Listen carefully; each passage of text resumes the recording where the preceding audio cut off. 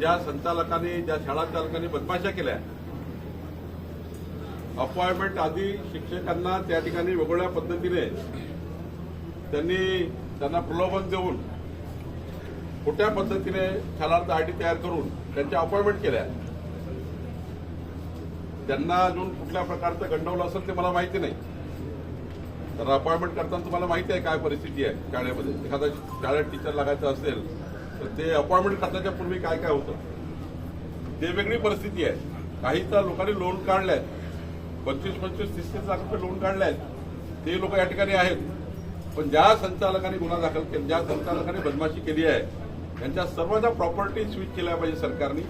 मी आता बोललो शिक्षण मंत्री, मी उद्याही बोलणार आहे. या सर्वांच्या प्रॉपर्टी स्विच केल्या पाहिजे, या सर्वांच्या प्रॉपर्टी लिलाव केल्या पाहिजे. आणि या शिक्षकांना कसं त्या ठिकाणी उद्या आधार देता येईल, कारण यांचा काही दोष नाही आहे. ज्यांना ऑनलाईन त्या ठिकाणी त्यांच्या प्रक्रियेमध्ये भाग घेतला, त्यांनी त्या ठिकाणी अपॉइंटमेंट झाली, 12-12 वर्ष झाले शिक्षक शिकवत आहेत, 12-12 वर्षापर्यंत त्यांचा पगार चालू आहे. अशा वेळी मात्र शासन त्यांना काही वाऱ्यावर सोडणार नाही.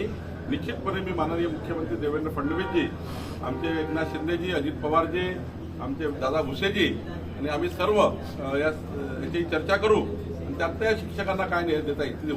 आज तुम्ही सावनेरला रुग्णालयात